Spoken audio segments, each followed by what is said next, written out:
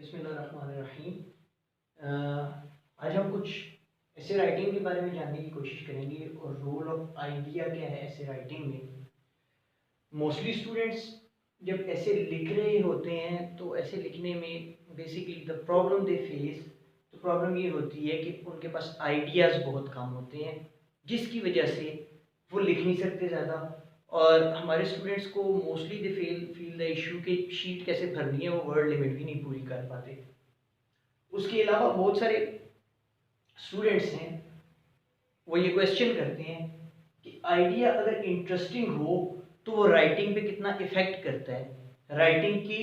और जाहिर है हम we have marks oriented approach, तो राइटिंग पे वो कितना इफेक्ट करता है, ये सब कुछ हम इस लेक्चर में भी समझने की कोशिश करेंगे।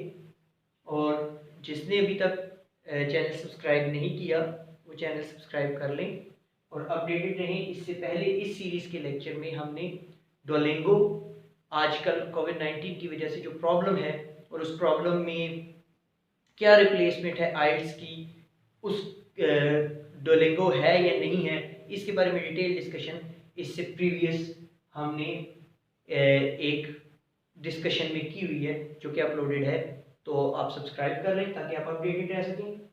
और अब हम आइडियाज़ की बात करते हैं।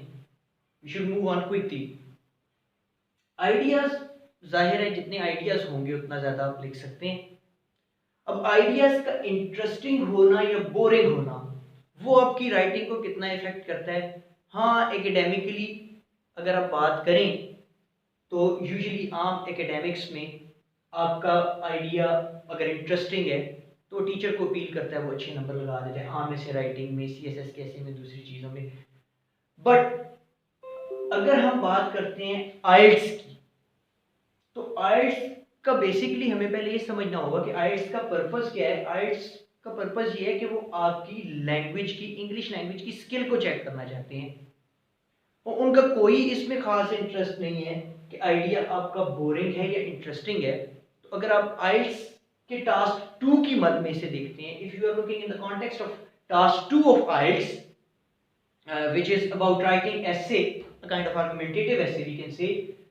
So we can say that it doesn't depend too much, it doesn't rely too much, इसका ज़्यादातर दारोमदार और इन्हिसार आपके इंटरेस्टिंग और बोरिंग आइडिया पे नहीं है। आइडिया आपका जैसा भी है ओवरऑल, अगर आप इसका रूब्रिक देखेंगे यानी कि कैसे मार्क्स होते हैं आपके राइटिंग टास्क 2 के, तो ये मैंने लिख दिया उसमें टास्क रिस्पॉन्स, आइडिया से रिलेटेड जो पोर्शन है इसकी कितनी मार्किंग है, वो सिर्फ 25% है। 25% मार्किंग आपकी उस ऐसे में कोहेरेंस एंड कोहेजन की है। कोहेरेंस एंड कोहेजन का मतलब है सीक्वेंशियल ऑर्डर, मीन आपका जो सेंटेंस है उसका भी सीक्वेंस ठीक है, उसमें एक उर्दू में जिसे हम कहते हैं रब्त, और कोहेजन जो आपका ऐसे चल रहा है उस ऐसे के आइडियाज में भी एक रब्त है, तो 25% उसके हैं। फिर लेक्सिकल रेंज आपकी क्या है, लेक्सिकल आइटम्स आप क्या यूज कर रहे हैं, अब वोकैबुलरी किस किस्म की यूज कर रहे हैं, इसके भी 25% है। हम अगले लेक्चर्स में ये भी डिस्कस करेंगे, क्योंकि लोग रटे रटाए कुछ टेम्पलेट्स याद करते हैं और उनको यूज करने की कोशिश करते हैं और ये समझते हैं, कुछ स्टूडेंट्स आते हैं उन्होंने रटी हुई होती हैं चीज़ें लेकिन वर्ड का यूज एक्जैक्ट नहीं पता होता और वो समझते हैं कि हमने बड़ा डिफिकल्ट किस्म का वर्ड आ गया हमें, ये जहाँ भी इसका उर्दू का तर्जुमा करके हम समझते हैं कि जहाँ भी हमने ये लफ्ज़ यूज़ किया हमें इसके ये नंबर मिल जाएंगे। लेकिन ऑन द लाइटर नोट बात ये है कि अगर आप हर लफ्ज़ को हर जगह इस्तेमाल नहीं कर सकते, एक कॉन्टेक्स्ट में उसका इस्तेमाल का पता होना ज़रूरी है। आप सिर्फ एक वर्ड को रट के हर जगह इस्तेमाल करने की कोशिश करेंगे तो that can put a very negative impact on the examiner. अच्छा, 25% इसके हैं कि आपकी लेक्सिकल रेंज क्या है, आपने वोकैबुलरी किस तरह की यूज की है, और 25%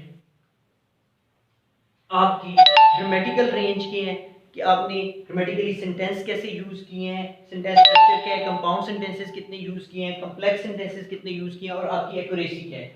तो ओवरऑल अगर आप ये देखना चाह रहे हैं, आज हम जो चीज डिस्कस कर रहे हैं कि आइडियाज क्या क्या रोल है, तो वो जस्ट 25% है और वो रोल भी आपके इंटरेस्टिंग या बोरिंग की बेस पे आपको आइल्स के टास्क 2 वे राइटिंग में कोई ज्यादा हेल्प नहीं मिलने वाली। हाँ, अभी पहले मैं ये कुछ चीजें डिस्कस कर लेता हूँ, फिर आपको अपने इस राइटिंग के टास्क में जो चीजें अवॉइड करनी है वो ये हैं।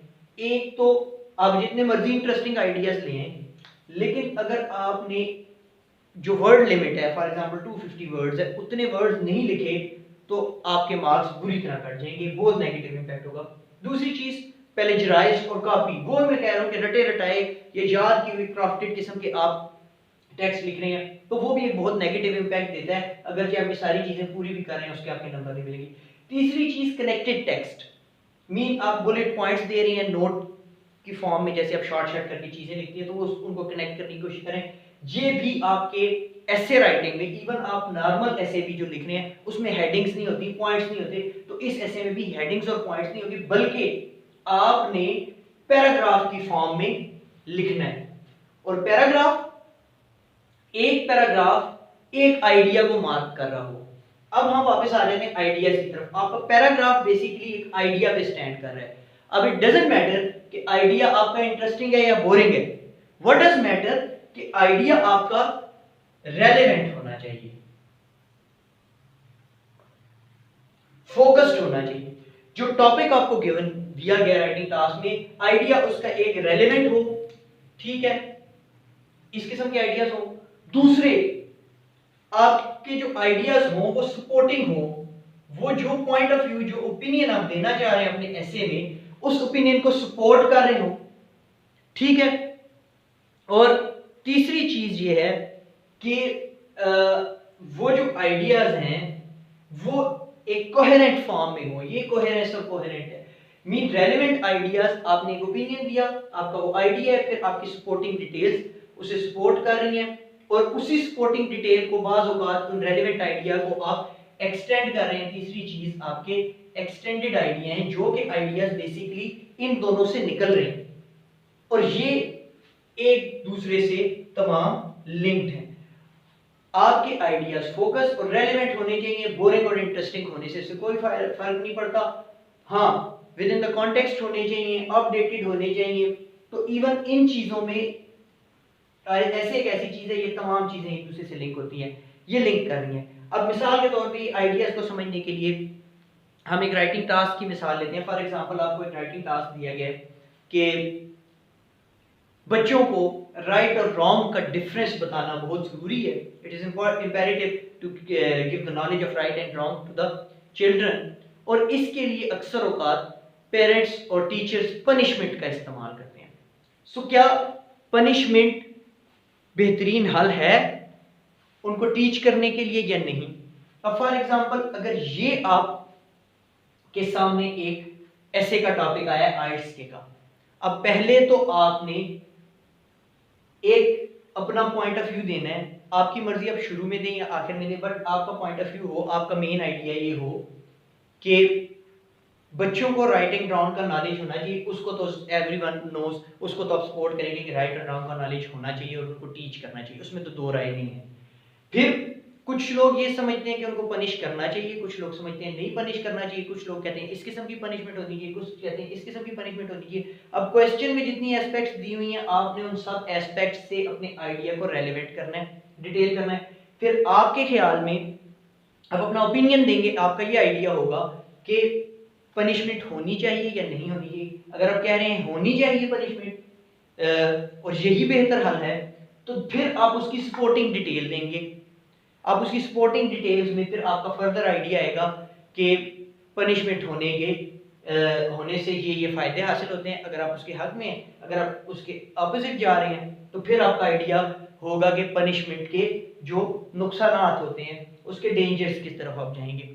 फिर उसी में आप एक्सटेंडेड डिटेल में जाके आप कोई इवेंट, कोई इंसिडेंट रिपोर्ट कर सकते हैं एक पैराग्राफ में कि ये इंसिडेंट जो है उसे सपोर्ट भी कर रहा है और उसी की एक्सटेंशन भी कर रहा है कि जो आपका फोकस पॉइंट है, जो आपने दिया कि पनिशमेंट होनी चाहिए या नहीं होनी चाहिए या कैसी होनी चाहिए। फॉर एग्जांपल एक दरमियानी सूरत भी है, तो कि बहुत ज्यादा भी नहीं होनी चाहिए, बहुत कम भी नहीं होनी चाहिए। सो आपके अब आइडियाज बेसिकली आप इंटरेस्टिंग की तरफ नहीं जा रहे, बोरिंग की तरफ नहीं सोच रहे, बल्कि ये सोच रहे हैं कि आपने जो बात की है पॉइंट ऑफ व्यू को, एक चीज का दूसरे से, यहाँ पे हम कोहेरेंस की बात कर रहे थे, एक रेलेवेंस है, एक रब्त है और वो एक दूसरे को सपोर्ट करते जा रहे हैं। और अगर आपको ये आइडियाज़ आप इस तरह बनाएंगे तो you will never feel short of words.